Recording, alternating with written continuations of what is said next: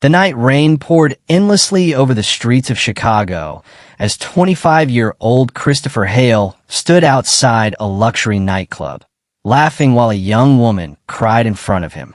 Her mascara had mixed with tears, her voice trembling as she begged him to explain why he was leaving her after promising forever.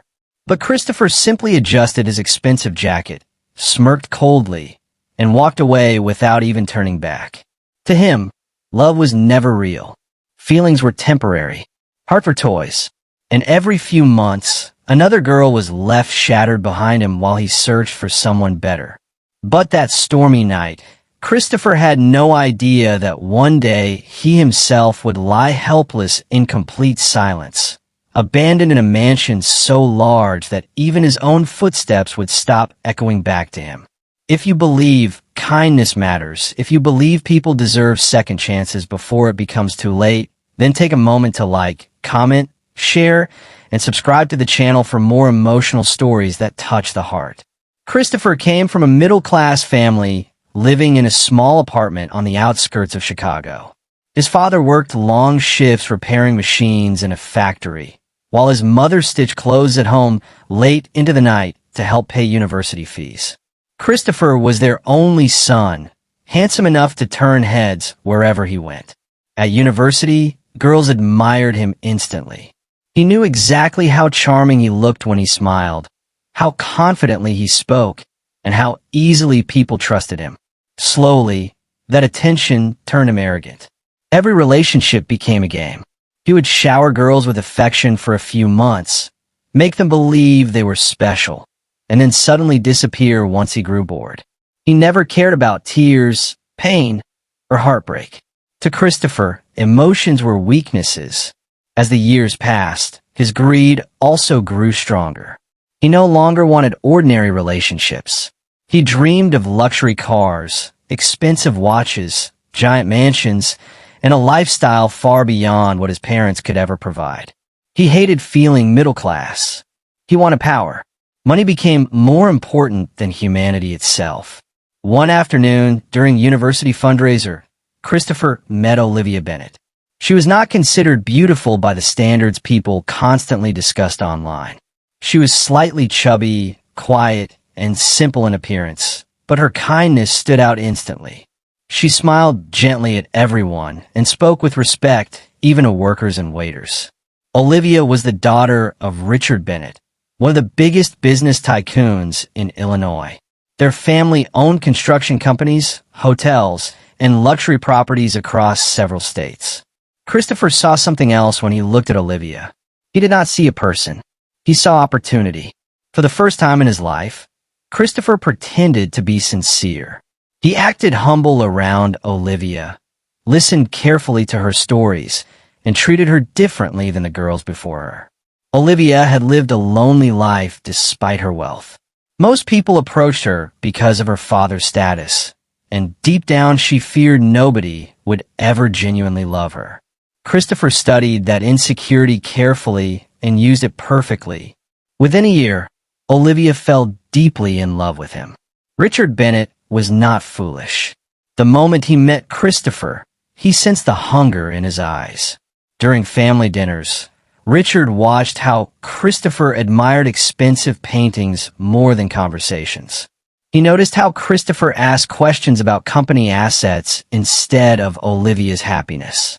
Still, Olivia insisted she had finally found someone who loved her for who she was. Against his instincts, Richard allowed the marriage because he could not break his daughter's heart. The wedding was grand and luxurious, covered by local magazines and social media pages. Christopher wore a designer tuxedo and smiled proudly while cameras flashed around him. Deep inside, he felt victorious. The middle-class boy who once struggled to pay tuition now drove luxury sports cars and lived inside a mansion larger than his entire childhood apartment building. Richard even gave Christopher an executive role inside the family business after the marriage, hoping responsibility would mature him. But wealth only exposed Christopher's true nature even more. Within months, he returned to his old habits. Expensive parties became normal. Young women surrounded him constantly. Secret affairs started again. He traveled under the excuse of business meetings while spending nights in luxury hotels with strangers. Olivia tried desperately to save the marriage. She asked him softly to stop before their relationship completely collapsed. She reminded him that marriage was built on loyalty and respect. But Christopher laughed off her concerns and blamed her insecurities instead. Slowly, Olivia realized the painful truth her father had warned her about. Christopher had never loved her. He loved the life attached to her name. The mansion, the status, the business empire. That was his real relationship. Every smile had been calculated. Every promise had been fake. Years passed in emotional distance. The mansion that once looked beautiful started feeling cold and empty. Olivia spent most nights alone while Christopher chased temporary excitement outside. Even his parents became uncomfortable with the man he had become. The humble boy they raised had disappeared completely. Then one winter morning, everything changed forever. Christopher was preparing for an important business event when he suddenly collapsed beside the staircase inside the mansion. His body hit the marble floor heavily. One side of his face twisted unnaturally while his arm refused to move. Panic filled the house as servants rushed toward him. Doctors later confirmed he had suffered severe paralysis caused by a massive stroke. The man who once walked proudly through luxury parties could no longer stand without assistance. At first, Christopher believed recovery would be quick. He assumed money could solve anything. The best doctors were hired. Therapists visited daily. But weeks turned into months, and improvement barely came. His speech became slow and painful. Half his body remained weak. He could no longer drive, attend parties, or impress anyone with confidence and charm. And slowly, everyone disappeared. The women who once constantly texted him stopped replying entirely. Friends from parties vanished. Business associates lost interest. Even the servants began treating him like a burden rather than a respected figure. For the first time in his life, Christopher experienced true loneliness.